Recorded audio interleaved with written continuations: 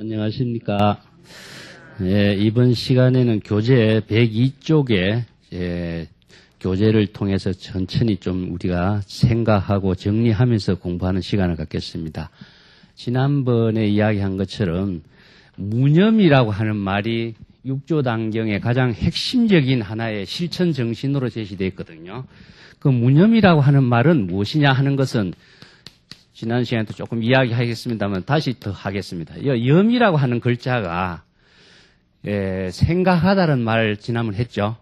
자, 생각하다는 말을 한문으로 쓰면 우리나라에서는 생각하다는 말 한마디로 되지만 한문으로 쓰면 어떻습니까? 생각하는 상자도 들어가고 생각할 사자도 들어가고 생각하다는 고자도 들어가고 생각하다는 여자도 들어가고 상당히 많은 글자가 나옵니다. 예? 그런데 전부 다 우리나라 말로는 생각하다라는 말로서 나와요. 그래서 이 생각하다라는 말을 다르게 생각한다면 어떻습니까? 한글 사전에 여러분 생각하다는 말 찾아보면요. 이 뜻이 한 10몇 가지가 나옵니다. 뭐 여러 가지 생각한다, 연구한다, 자각한다, 뭐 수없이 많이 나와요. 그렇게 수긍을 한다, 긍정한다, 남의 의견에 동참을 한다. 전부 다 생각하다는 말이 되죠. 그래서 내용을 생각하다는 말 하나를 가지고 단정돼서 이것을 무엇이라고 이야기할 수가 없죠. 그렇다면 구체적으로는 어떻게 해야 되겠습니까? 내용, 대화하는 내용, 가르침의 내용을 중심으로 해서 생각하다라고 하는 뜻을 우리가 파악하지 않으면 안 되겠죠. 그래서 불교에서 무념이라고 하는 말의 근거는 어디에다 두고 있느냐 하면은 출발점이 불교에서는 믿음이라고 그랬죠. 그 불교에서 기실론에서 4가지 믿음이 있습니다. 부처님, 불법성, 삼보를 믿고 네 번째는 무엇이냐? 각자 진여자성을 믿어야 돼. 자기 우리들의 각자의 본래의 마음이 진여자성이라고 하는 마음이 부처님 마음과 똑같은 마음이다. 부처님 마음과 내 마음이 다르다고 한다면 우리는 부처님이 될 수가 없죠. 그 부처님 마음과 내 마음이 똑같다라고 하는 그러한 사실을 믿지 않고서는 불교는 자신이 부처가 될 수 있고 부처로서의 지혜와 인격을 갖출 수 있는 능력을 출발점을 마련하지 못하게 되어 있습니다. 그렇다면은 진여자성은 다른 말로 한다면은 청정한 마음이다. 청정한 마음이라고 하는 사실을 우리가 믿음으로 해서 출발을 하기 때문에 이 청정한 마음을 우리가 깨달을 수 있게 하는 겁니다. 그래서 무념이라고 하는 말을 다른 말로 한다면은 진여자성이란 말이거든요. 그래서 무념의 경지를 체득하게 하기 위해서 부처님과 모든 조사들이 자기가 깨달음의 경지를 통해서 제시된 가르침이 불법인데 무념의 경지를 우리가 다른 말로 한다면 불심이라고 이야기합니다. 불심이나 무념이나 똑같은 말이 되겠죠. 그래서 불심에 작용하고 있는 그 내용이 무엇이냐? 지혜와 인격이다. 이것을 다른 말로 한다면은 지혜는 문수보살이라고 그랬죠? 인격은 무슨 보현이라고 했습니다. 그죠? 문수와 보현이라고 하는 것은 상징성으로만 존재할 뿐만 아니라 내 자신의 지혜와 인격 그 자체가 자기의 부처를 통해서 문수의 지혜와 인격을 실현하는 내가 되기 위해서는 무념의 경지를 체득하도록 제시하고 있는 것이 육조단경이에요. 그래서 무념이라고 하는 경지를 우리가 바로 이해하고 무념을 구체적으로 무념의 경지를 체득하는 방법이 이번 단에서 육조 해능이 설하고 있는 법문의 내용이거든요. 그래서 이것을 우리가 정리를 해 나가야 됩니다. 자, 교재부를 보겠습니다. 102페이지 무념이라고 한 부분에. 자, 무념은 여기서 다른 말로 한다면은 생각이 없다라고 하는 말보다 번뇌 망념이 없는 우리의 자성이 청정한 불심을 이야기하는데 이 불심이 없는 경지를 우리가 깨닫도록 대성기실론에서 심성은 항상 번뇌 망념이 없는 무념인 것이기 때문에 불변이라고 한다. 자, 그 부처님의 마음이 변함이 없는 것이죠. 그래서 상락아정이라든가 깨달음의 경지라든가 부처님의 마음은 항상 상락아정, 열반적정에 4가지 덕을 갖추고 있다. 그런 이야기를 여러분 많이 들었죠. 부처님의 마음이 변화가 있으면 중생심이 돼버려요. 그래서 우리가 중생심의 마음을 불심을 체득하도록 하는 것이 무념입니다. 그래서 무념은 다른 말로 한다면은 번뇌 망념이 없는 마음이기 때문에 다른 말로 한다면 진여자성이고 그대로 우리들의 각자의 본래의 청정한 불심을 말한다. 그래서 번뇌 망념이란 말이 보통 우리가 다른 말로 한다면 무명이라고 그러죠. 기실론에서 무명이란 말을 씁니다. 무명이라는 그런 무엇이냐. 여기서 무념하고 다른 말로서 써있는 무념은 무명이라고 하는 것은 우리가 무명 때문에, 중생은 무명 때문에 업을 짓는다 그랬죠? 예, 업을 짓는다. 그래서 무명은 무엇이냐? 진리를 알지 못해. 지혜가 없는 것을 말해요. 불법의 진실을 알지 못해. 예. 진실을 알지 못하고, 불법의 대의를 알지 못하고, 반야의 지혜를 구족하지 못했기 때문에 이것을 무명이라고 그래요. 무명이기 때문에 반야의 지혜로운 문수의 지혜와 인격적인 삶을 실현할 수 있는 방향과 방법을 확실히 체득하지 못했기 때문에 항상 자기가 하는 행위가 신구이 삼업을 통해서 업만 짓는 것이죠. 그래서 좋은 행위를 한다면 삼업 청정이 되기 때문에 업장이 남지 않지만 나쁜 행위가 무명과 무지에 의해서 자기의 행위가 신구이 삼업으로 연결되다 보니까 이 행위가 전부 다 고통을 초래하는 업장으로 연결되는 행위만 만들어진다. 그래서 이 무명을 타파해야 된다 이런 말 쓰죠. 그 무명 타파하는 방법이 무엇이겠습니까? 무명을 타파하는 방법은 뭐였습니까?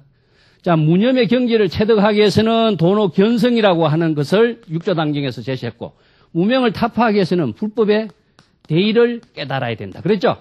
그래서 해능이 불법의 대의를 깨달았고 무명을 타파했기 때문에 반야의 지혜로서 깨달음의 노래를 제시해서 조사가 됐습니다.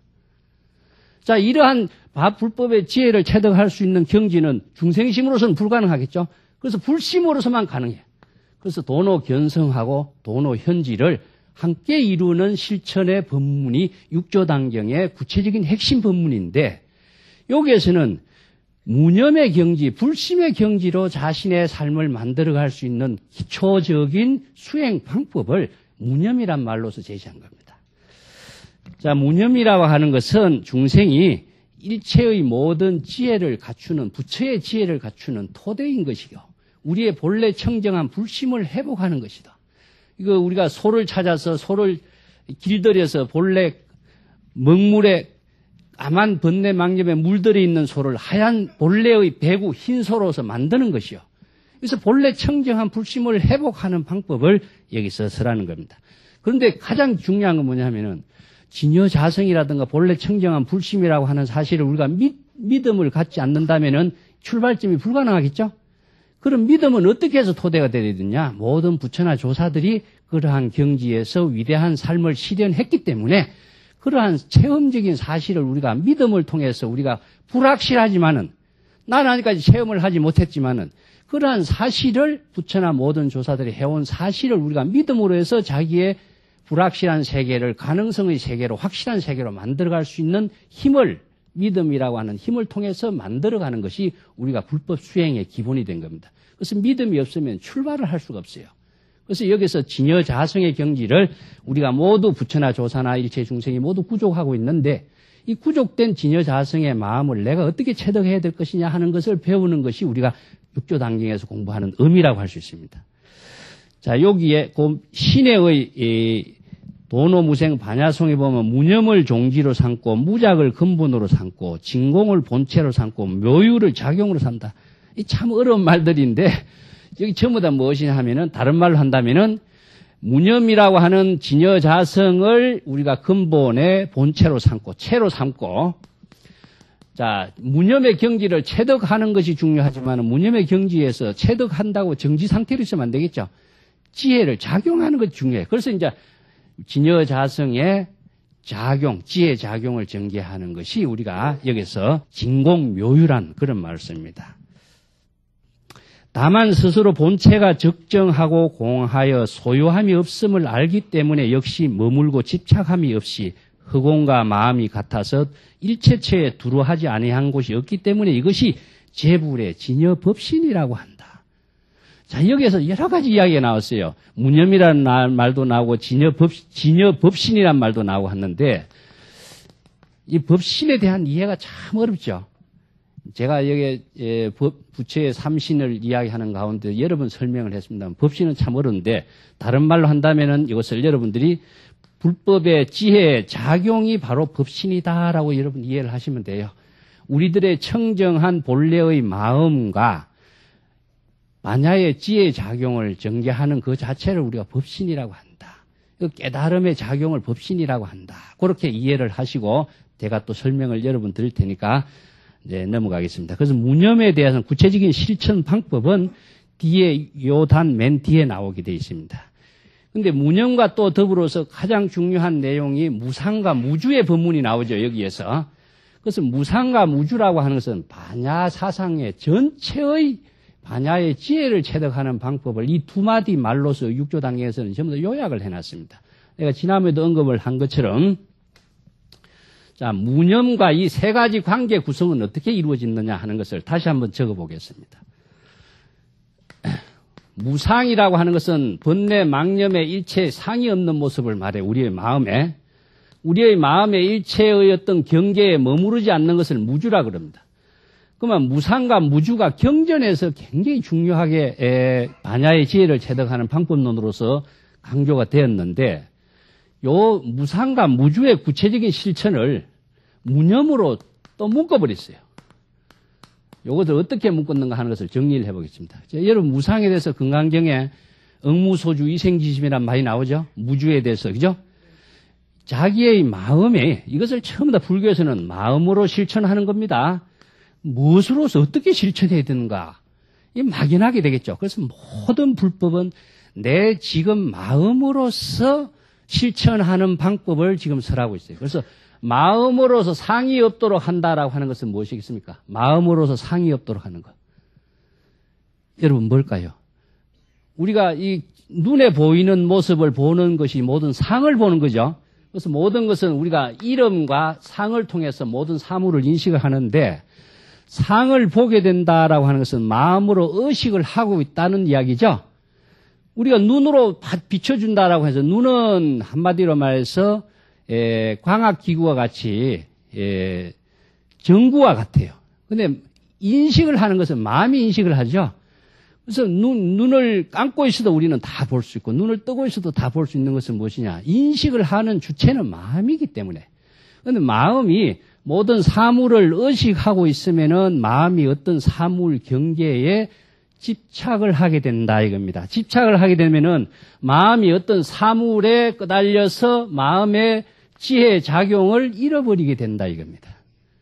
여기서 어떤 의식이든지 간에 생각을 하든지 간에, 예를 들어서 감정적인 7가지의 감정적인 생각이라든가 탐진치 삼독의 생각이라든가 또 명예라든가 모든 의식을 하든, 어떤 사람의 모습을 생각하든, 부처의 모습이 좋다고 해서 부처를 생각하든, 전부 다 자기는 마음이 의식의 대상의 모양에 집착되는 모습이 돼버려요. 그러다 보면 자기가 주체로서의 지혜 작용할 수 있는 능력을 상실해버려요. 그래서 아무리 위대한 부처를 만나고 보살의 모습이 보이더라도 이것은 자기가 흠망에 끄달렸다라고 인식을 해야지, 그 모습에 자기가 끄달리면은 자기 자신의 지혜 작용을 상실해버린다 이겁니다. 제가 지난번에 이야기했지만은 마음의 작용으로서 업상을 만들어가는 구조가 심, 의식 세 가지 내가 이야기했죠. 자, 이것은 전부 다 중생심의 작용입니다. 이 중생심의 작용으로서 일어나고 있는 것은 무엇이냐 하면 전부 다 망심에 끄달리게 만드는 것이다. 그래서 이것을 상이라든가 어떤 경계의 중생심의 작용이 대상으로서 인식되고 있는 세계, 대상으로서 의식되고 있는 세계는 모두 다 자기의 본래의 불심을 상실하게 만드는 하나의 집착의 대상이 된다. 그렇다면 우리가 세상을 살아갈 수가 없지 않겠느냐. 그렇죠? 그래서 이제 여기에서는 유식 철학과 불성 철학의 두 가지로서 이제 나오는데, 인식을 하지만은 인식에 머무르는 것이 상에 머무르고 어떤 경계에 머무르는 것이요. 인식을 하면서도 인식에 머무르지 않는 경지가 무엇이냐? 무념의 경지다. 네. 제 주석을 좀 보면서 하겠습니다. 여러분, 그 103페이지 무상에 대해서 한번 정리를 해보겠습니다. 진여법성은 번뇌 망념이 남도 없고 멸함도 없는 불생불멸이기 때문에 생멸이 변천하는 모양이 없는 것이다. 자, 생멸상이라고 하는 것은 생사심, 생멸상은 중생심을 말하고 있는데, 우리가 생사, 생멸에 대한 오해가 상당히 많이 있죠. 이것은 무념은 무엇이냐 하면은 망념이 없는 것이기 때문에 망념이 생기는 것도 없고 망념이 멸하는 것도 없어요. 생멸 생사는 무엇이냐 하면은 중생심이 일어나는 것을 말한다. 이어서 생이라는 것은 생각, 번뇌, 망념이 일어나는 것을 말하는데 이것을 무념이기 때문에 생각이 일어나는 것도 없고 생각이 없는 것도 없죠. 이 때문에 생멸은 중생심이 되고 무념은 불심이 되는 겁니다. 그래서 중생심의 마음을 불심으로 전환시키는 방법이 육조단경에서는 도노견성이라고 그랬죠. 이러한 지혜를 깨닫는 것을 육조단경에서는 도노의 현지라고 그랬어요. 그래서 지혜와 도노견성 이 두 가지를 다 체득하는 경지를 우리가 배우는 것이 육조단경에서 제시하고 있는 가르침인데, 무상은 무엇이냐 하면은 일체의 경계 대상에 의식적이건 우리가 눈으로 보이는 대상이든 모양을 설정하지 않는 것이다. 그 건강에 보면 어떻습니까? 일체의 물은 모양이 있는 것은 허망한 것이다. 모든 모양을 모양이 아닌 것으로 본다면 열애를 보리라. 이런 말 나오죠? 자, 이 건강경에서 가장 중요하게 쓰라는 것이 뭐냐면 무상의 법문입니다. 예, 무상의 법문인데, 이어서 상은 무엇이냐 하면은 마음으로 인식되고 있는 대상을 상이라고 한다. 그러면 모양이라고 하는 것은 뭡니까? 전체의 모든 대상, 의식의 대상, 인식의 대상, 이것은 전부 다 모양이 되겠죠. 제가 지난번에도 무상의 실천을 위해서는 자의식이 없어야 되고 또 법상에 끄달리지 말아야 된다. 법상이라고 하는 것도 아무리 훌륭한 가르침이라고 할지라도 그 가르침에까지 인식을 하게 되고 대상으로 설정해 놓으면은 그 자기는 그 가르침에 속박돼 버릴 수밖에 없죠. 이 때문에 이 모든 의식의 대상이 모두 다 초월되는 경지를 실천하는 것을 무상이라고 합니다.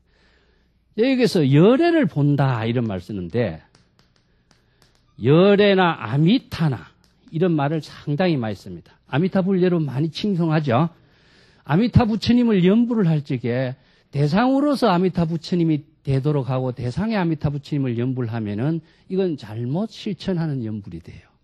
금강경에 범소유상 계시허망 이 한 구절만 잘 바르게 알고 실천할 줄 안다면은 이런 엉뚱한 잘못된 수행과 실천을 하지 않을 거예요. 자, 모양이 있는 인식이 대상으로서 부처가 있다면 열애는 어디에 있습니까? 아미타가 어디에 대상이 되게 있겠죠? 그러면 대상을 찾지 못한다면 우리는 영원히 바른 실천을 할 수가 없게 되겠죠.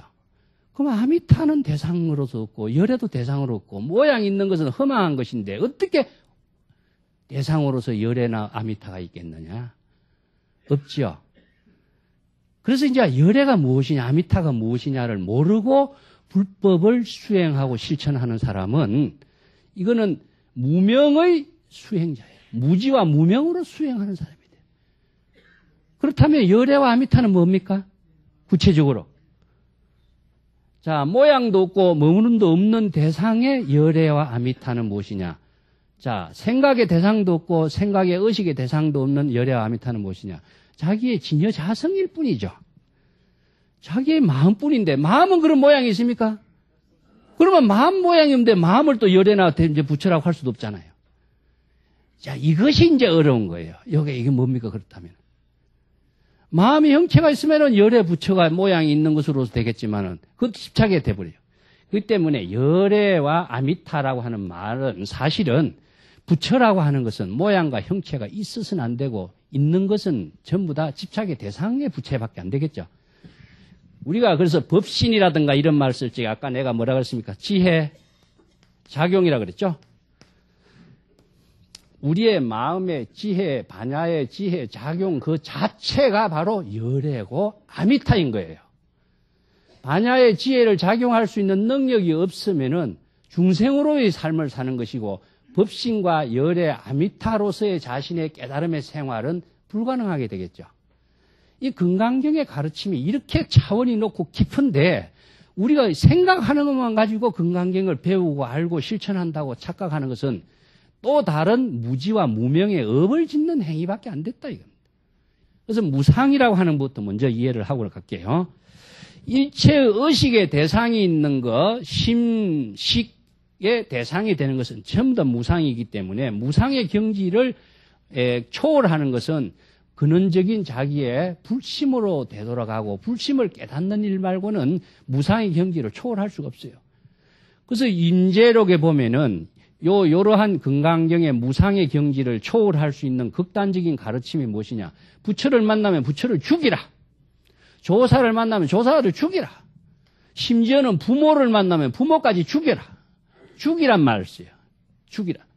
여기서 죽이다라고 하는 말은 사라고 표현하는데 실제로 우리가 불법은 신법이기 때문에 부처의 모양이 있습니까? 그럼 부처의 모양 없는 부처를 어떻게 죽이겠어요? 그러면 부모라고 하는 모양이 있는데 부모는 실제로 육체적인 부모가 있는 것을 죽인다고 한다면 그것은 불교에서 윤리적으로 계율사상으로 살생이 되겠죠. 그건 맞지 않는 소리예요. 그죠? 그러면 죽이는 대상이 뭘까요? 마음에 나타나고 있는 의식의 대상을 죽이는 거죠. 아시겠죠? 이게 망념이기 때문에 자기 마음에 어떠한 경지, 부처가 아름답고 훌륭하고 위대하다고 할지라도 그것은 자기의 마음속에 나타나고 있는 의식의 대상으로서의 부처는 자신의 지혜를 죽이는 마구니일 뿐이지 자신의 올바른 부처는 아니다 이겁니다. 자신의 올바른 부처는 무엇이냐? 자신이 지금 반야의 지혜에 작용하고 있는 이것 당체만이 자신의 올바른 부처일 뿐이다. 허망한 부처에 끄달려서 자신의 지혜 작용을 죽이는 부처에 끄달린다면 이것은 불법을 잘못 아는 수행이 되겠죠. 이 때문에 여기서 상이라든가 머무름이다 하는 것은 자신이 불심이 지금 죽어가고 있기 때문에 이것을 되살리기 위해서 불법의 가르침을 통해서 자각을 통해서 불심의 지혜를 살리는 법문을 하는 것이 무상의 법문이고 무주의 법문이에요. 이것을 구체적으로 이제 무념이라고 하는 깨달음을 통해서 실천하도록 여기에서 종합시키고 있습니다. 자, 그 밑에 103페이지 밑에 단 보세요. 육조당경에 보면은 무상심지계라는 법문도 하고 무상재멸송이라는 법문도 뒤에 나옵니다. 그래서 금강경의 가르침의 모든 근본 입장을 무상을 종지로 삼고 무주를 본체로 삼으며 묘유를 작용으로 삼는다. 이런 말을 썼어요. 그래서 묘유라고 하는 것은 진공묘유죠. 우리의 불심의 지혜 작용입니다. 그래서 무상과 무주의 경지를 아는 것이 불법을 깨닫고 무상과 무주를 실천하는 것이 아니고 구체적으로는 지혜 작용을 통해서 열애나 아미타로서 부처의 작용을 펼치는 것이 바로 무상과 무주의 삶을 실현하는 것이 돼요. 그래서 이것은 무상과 무주는 자기의 근원적인 본래의 불심으로 되돌아가는 실천이다. 일체의 의식의 대상과 눈에 보이는 경계 대상에서 벗어나는 중생심에서 불심으로 되돌아가는 경지가 됐을 적에 불심으로서는 불심이 된 경지를 열애 아미타가 된다. 그러면 열애 아미타는 무엇이냐? 어떤 정지된 상태로 열애 아미타라고 하는 상태가 존재하느냐? 있을 수가 없어요. 그것은 뭐냐? 지혜 작용으로서만이 가능한 세계예요. 그래서 이 지혜 작용의 경지를 체득하도록 하고 작용을 펼치는 것이 불교에서는 뭐로 제시되고 있습니까? 보살행으로 제시한 거예요. 보살행으로. 그래서 불교의 모든 삶은 보살행의 실천에 의해서만이 지혜로운 삶의 실현과 구현이 이루어지게 되어 있습니다. 지혜와 인격이 따로따로 어떻게 모양새가 있거나 형체가 있거나 이루어지는 건 없어요. 모양과 형체가 있는 것은 오히려 보살행이 아니다 이겁니다. 이게 일체 번뇌 망념이 없는 경지, 마음을 텅 비운 경지, 무심의 경지, 자치나 흔적이 없는 경지, 남에게 보이고 보이려고 하는 과시적인 의식이 없는 경지, 어떤 일을 하려고 하는 목적의식이라든가 자아의식이라든가 과시하려고 하는 생각까지도 없어진 경지가 바로 청정한 경지다. 그 경지에서 작용하고 있는 힘이 무엇이냐? 진공묘유예요. 진공의 경지에서 반야의 지혜로운 삶을 실현하는 그것은 보살도의 삶을 실현하는 그것에 의해서 작용이 이루어져요. 작용은 무엇이라고 했습니까? 아까 자, 문수의 지혜와 보현의 행원이 구체적인 작용을 통해서 실현될 때 그것이 자신의 삶이 보살행으로서 이루어지는 것이다. 그 밑에 무주에 대해서 또 갑시다. 무주라고 하는 것은 의식의 대상을 경계에 끄달리는 것을 무주라고 그럽니다. 의식의 대상이라고 하는 것이나 의식의 모양이라든가 이것은 비슷한 내용이거든요. 그래서 예를 들어서 경계의 의식의 대상이 어떤 경지에도 마음이 머무르지 않도록 한다. 무주심이란 말을 씁니다. 어떤 의식의 대상을 의식하지 않는 것과 의식의 대상에 머무르지 않도록 하는 것 자체가 바로 왜 자신의 지혜 작용을 펼치기 위한 것입니다. 지혜 작용을 펼치기 위해서는 의식의 대상이라든가 모양이라든가 어떤 경계나 주처가 머물러 버린다면은 지혜 작용을 할 수가 없게 돼 있어요. 지난번 내가 오온에 대해서 이야기를 했는데 불법은 신법의 지혜 작용을 펼치는 과정을 말해요. 제가 다시 그림을 한번 그릴게요. 오온의 구조에 대해서. 여기 꽃이 있습니다. 꽃이 있는데 우리가 사람이 꽃을 본다 했을 적에 눈에 파장이 나가요. 사람이 사물을 보지 않고 이 세상에 못 살아가죠. 근데 우리가 사물을 본다라고 해서 눈에서 빛의 파장이 나가서 빛의 파장이 되돌아오는 과정을 통해서 우리가 사물을 인식을 해요. 표면에서 빛의 파장이 들어오지 않으면은 우리가 그것을 사물을 인식할 수가 없어요. 이것은 시간적으로 측정할 수 없는 짧은 시간이지만은 이것은 그런 구조로 이루어져 있습니다. 그래서 모양은 뭡니까? 색입니다. 빛의 파장이 나갔다가 들어오는 작용을 감수작용이라고 그래요. 그래서 우리가 느낌을 받는다 그러죠? 저 사람에게 어떤 느낌을 받는 것이 감수작용입니다.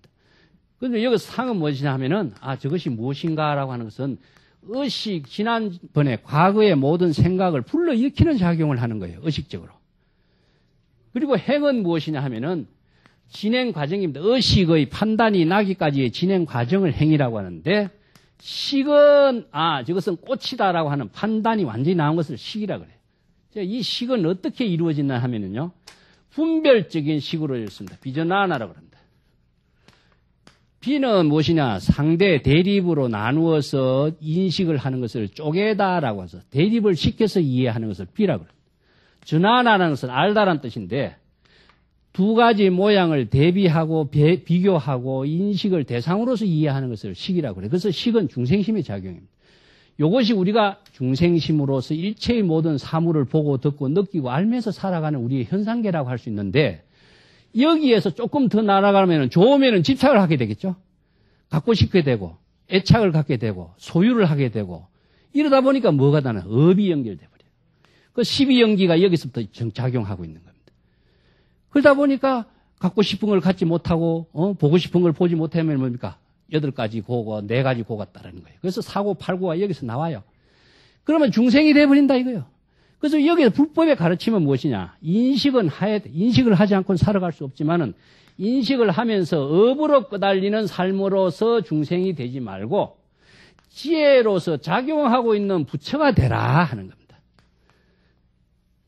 그럼 불심으로 되돌아가서 인식은 하지만은 인식에 머무르지 않고 집착하지 않고 모양에 끄달리지 않고 경계에 끄달리지 않고 자신의 불심으로 되돌아가서 불심의 지혜와 인격적인 삶을 실현할 때는 삼업이 청정한 삶이 되기 때문에 지혜로운 삶이 실현되지만은 거기에 끄달리고 머무리면 어떻게 됩니까? 업이 연결돼서 중생의 삶이 되어버린다. 그래서 우리가 똑같은 사물을 보고 듣고 할지라도 보고 들음에 의해서 자신의 삶이 지혜로 작용하느냐 중생의 업으로 작용하느냐가 판단 기준이 되겠죠. 이 판단 기준의 능력은 무엇이냐? 무명예로 끄달리면 중생이 되고 지혜로서 작용하면 부처가 되는 거야. 그래서 불법을 배우는 것은 불법의 대의를 알고 반야의 지혜로서 작용할 수 있는 능력을 갖추지 못하면은 언제든지 시시각각으로 중생으로 자기 삶이 작용돼 버릴 수밖에 없어요. 그래서 무상을 바로 알고 무주를 바로 알아야 되는 이유는 중생으로서 우리가 삶을 살지 않고 업장에 끄달리지 않는 삶을 살기 위해서는 이 지혜를 갖춰야 된다. 아시겠죠?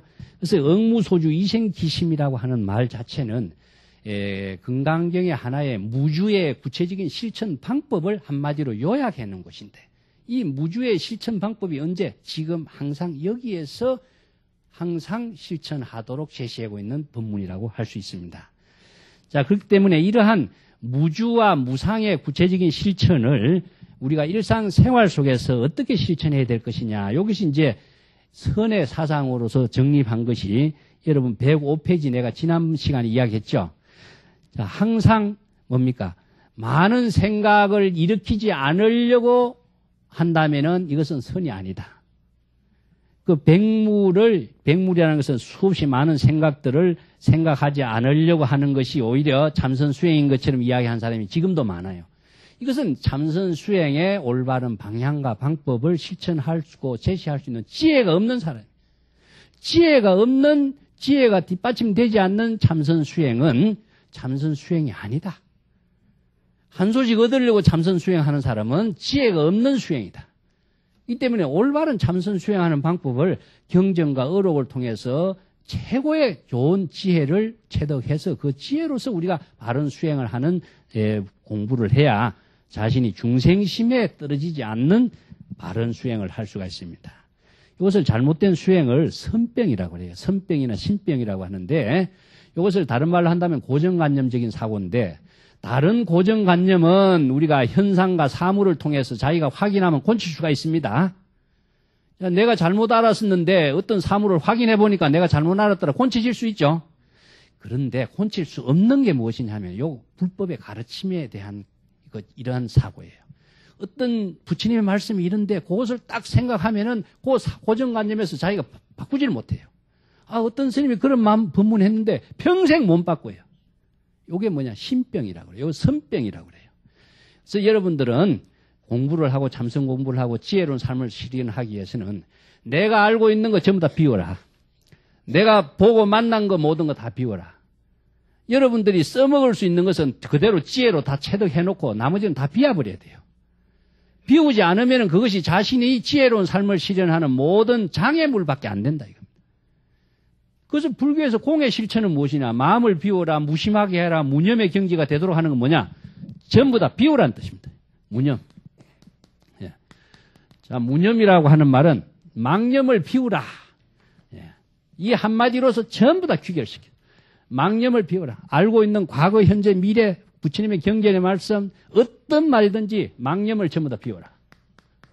이 망념을 비웠을 적에 자기는 뭐냐? 진심에서 지혜를 작용할 수 있다. 망념을 비우지 않는 한 절대 진심의 지혜 작용을 실현할 수가 없습니다. 어떠한 가르침이 훌륭하고 부처가 위대하고 조사의 말씀이 위대하더라도 그것을 자기가 갖고 있는 한 집착의 대상, 의식의 대상, 자기가 어떤 그 지식과 경지, 말씀에 머무러 버리는 자신밖에 안 되죠. 다 비워라. 비웠을 적에 자신의 진심의 작용을 실현할 수가 있다. 이것을 비우지 못하면 무상과 무주의 법문을 아무리 우리가 많이 듣고 알고 해도 구체적인 실천에서는 아무런 도움이 되지 않습니다. 그렇죠? 무념이라는 한마디를 여러분 정확하게 일체의 모든 것을 다 비워요. 그렇다고 해서 비워진다고 해서 지혜가 없어지는 것도 아니에요. 비워졌을 때 지혜는 더 작용을 더 활기 있게 할 수 있다. 아시겠죠? 그 밑에 105페이지 그 전등록 이야기 한번 잘 봅시다. 와륜화상의 개송이 있어요. 어떤 스님이 와륜화상의 유명한 개송을 애우면서 다녔습니다. 어떤 개송이냐면은 와륜 스님은 재주가 너무나 뛰어나고 있어서 능히 100,000가지의 모든 생각을 끊고 어떤 경계에 대해서 번뇌 망심이 일어나지 않으니 깨달음이 날로 정장되고 있다. 얼마나 훌륭한 개송입니까? 그죠? 이 개송은 아직 마음을 밝히지 못한 개송이다. 만약에 이 개송에 의해서 수행한다면은 자기가 어떤 경계에 속박되는 중생밖에 안 된다. 그러면서 해능이 다른 개송을 지었어요. 해능은 재주가 없어서 100,000가지의 생각을 끊지도 않고 경계에 대해서 마음을 자주 일으키니 깨달음이 어찌 정장할 수 있겠느냐. 이 개송을 했습니다. 자, 이 차이점을 여러분 집에 가서 잘 한번 생각을 해보세요. 요런 똑같은 개송이 지혜가 없으면은 다 좋은 것 같고 해능의 개송이 조금 떨어지는 개송 같죠? 깨달음이 정장되지도 않고 재주도 없고 그러니까 그죠? 어떤 경계에 망심이 막 일어나고 그렇죠? 야, 이것이 보면 해능의 개송이 차원이 낮은 것 같아도 여러분들이 진짜로 올바른 개송은 해능의 개송이에요. 깨달음이 정장될 수가 없어요. 깨달음이라고 하는 것은 지금 여기에 자각적인 지혜 작용일 뿐이지 그것이 크고 싹이 트고 정장되고 있을 수가 없습니다. 이건 불법을 모르는 사람이에요. 그리고 경계에 마음이 안 난다, 나게 돼 있어요. 경계에 대해서 우리가 의식을 하고 망념이 일어나지 않는다는 것 자체를 우리가 참선 공부를, 불법의 공부를 잘못 알고 있는 거예요. 망념이 일어나게 돼 있지만은 망념이 일어난 데 그 경지에서 머무르지 않고 자신의 불심으로 자각으로서 지혜로 전향시킬 수 있는 능력을 가진 것이 참선 공부지 망념이 일어나지 않도록 할 수 있는 사람이 이 세상에 누가 있어요? 이 불법을 모르는 사람이에요. 그 뒷페이지 넘어갑시다. 그렇기 때문에 이러한 불법 수행을 바로 하기 위해서는 불법의 대의를 잘 알아야 된다. 그렇다면 무념이라고 하는 가르침이 이렇게 중요하게 강조됐는데 무념은 그러면은 철칙적인 가르침이냐? 그렇지 않습니다. 여기에서 무념 또한 필요 없다. 무념도.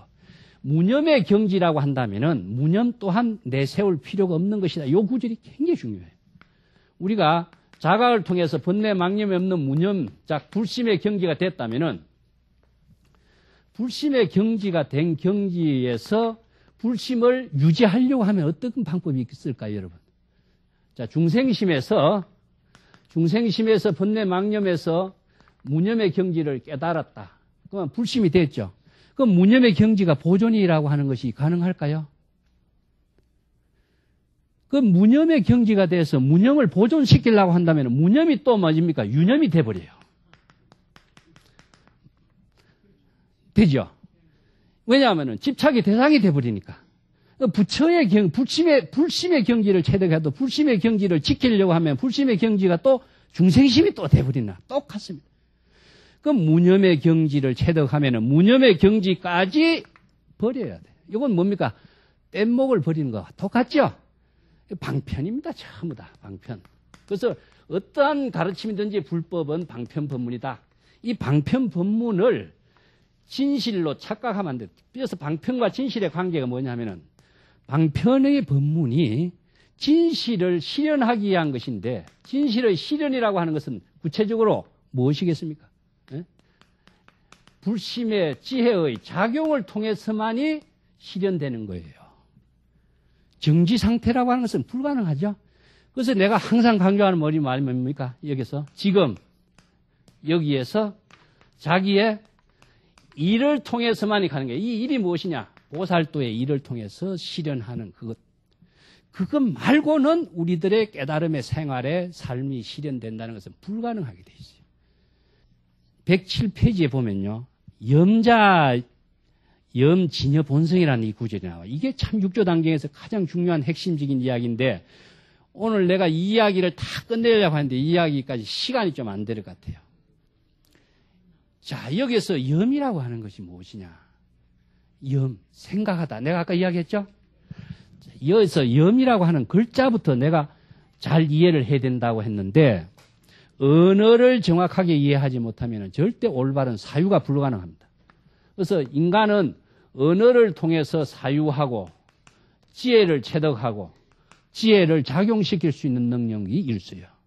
언어를 통하지 않고서는 내 아무리 좋은 생각을 지혜를 갖고 있어도 전달하고 남에게 함께 할 수가 없어요. 그래서 이것을 문명이라 그래요.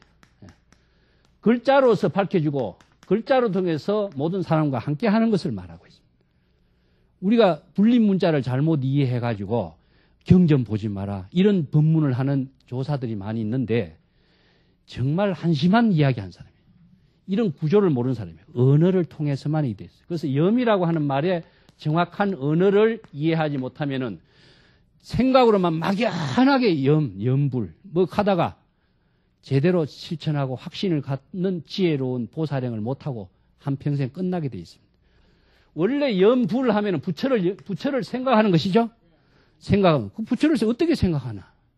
부처의 생각의 대상이 무엇이냐 하는 겁니다.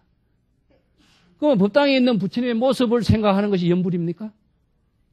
그럼 모양이 집착되잖아. 경계에 집착되고 머물러 버리잖아요. 그러면 염불이 아니죠. 그러면 염불은 어떻게 해야 되는 것이 염불인가? 이것을 모르고 우리가 구체적인 염불을 많이 해왔다.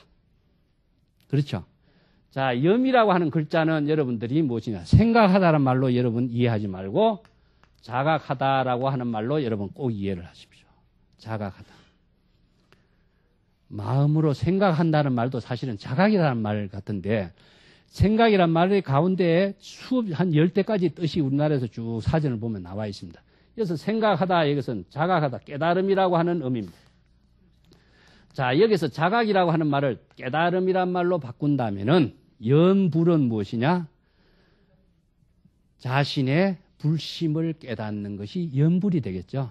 아까 열애란 말 쓰죠? 열애라고 하는 것은 모양으로서도 형상으로서 열애는 없다. 그렇다면 그 열애는 무엇이냐? 자기의 진여 본성이죠. 그러면 염불이 바로 자신의 불심을 깨닫는 구체적인 실천이에요. 그 염불을 어떻게 하는 것이냐? 정토종에서 염불을 그렇다면은 자기의 불심을 깨닫는 염불에서 보통 사람들이 이게 참 어려워. 그러니까 누구나 쉽게 할 수 있는 인불로 하는 말이 뭡니까? 구칙염불, 나무아미 타불 이렇게 소리를 내서 깨닫게 했어요. 소리를 내서 염불을 하니까 이것이 그냥 염불인 것처럼 됐죠. 소리를 내는 것이 바로 염불이라고 생각하죠. 어떻게 소리를 내는 것이 염불이냐 이겁니다. 그러면 우리가 합장을 하는 모습은 무엇이죠? 몸과 마음이 하나가 되고 자기가 진흙탕에서 연꽃이 되고 있는 부처님의 모습이 되는 거예요. 그죠? 청정한 자신의 모습을 하나로 만드는 것이 합장이다. 몸이 청정하게 되는 것은 구체적인 합장으로 해요. 그래서 처음부터 합장하는 거예요. 이것은 뭐냐? 아상, 인상이 비워진 경지입니다. 합장은.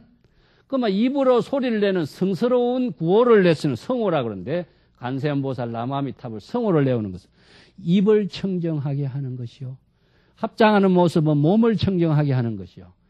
의의는 무엇이냐 하면은 자기가 나무아미타불이라고 외우는 자신의 소리를 듣는 거다. 듣다. 듣는 것이 무엇이냐? 자각이는 것이다. 듣는 것이 자각이다. 자, 마음의 목소리를 듣는 것도 자각이요. 자기가 낸 입으로 낸 소리를 듣는 것도 자각입니다. 자각이 무엇이냐? 염이 되죠.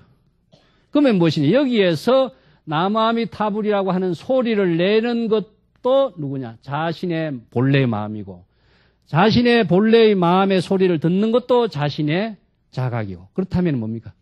자신의 본래 심이 진여자성이 자신의 진여자성의 소리를 듣는 거죠. 그러면 여기서 진여자성은 내가 뭐라 했습니까? 열의 아미타라고 그랬죠. 이것이 진정한 염불이 되는 겁니다. 이랬을 때에 이 친구의 삼업이 청정한 삶이 무엇이냐? 불심의 지혜로운 자신의 삶이 되는 거예요. 여기서 다른 망념이 일어나면 바로 업으로 연결되겠죠. 그래서 우리가 평상시에 참선하고 염불하는 것은 구체적인 일상생활하는 가운데 자신이 업장으로 연결되는 자신의 중생심의 마음을 불심의 깨달음의 생활로 할 수 있는 구체적인 실천 방법이 이것을 우리가 제시하고 있는 겁니다. 그래서 여러분들이 관세음보살 염불하는 소리가 자신의 목소리를 자신의 마음의 소리로 마음으로 자각하는 것이 뭐냐? 이게 염불이다. 깨달음이다. 지혜로운 삶이다. 아시겠죠? 이걸 알아야 참선하는 방법을 내가 다음에 이야기해요. 아시겠죠? 자, 오늘은 이것으로 마치고 다음 시간에 조금 더 설명을 하겠습니다.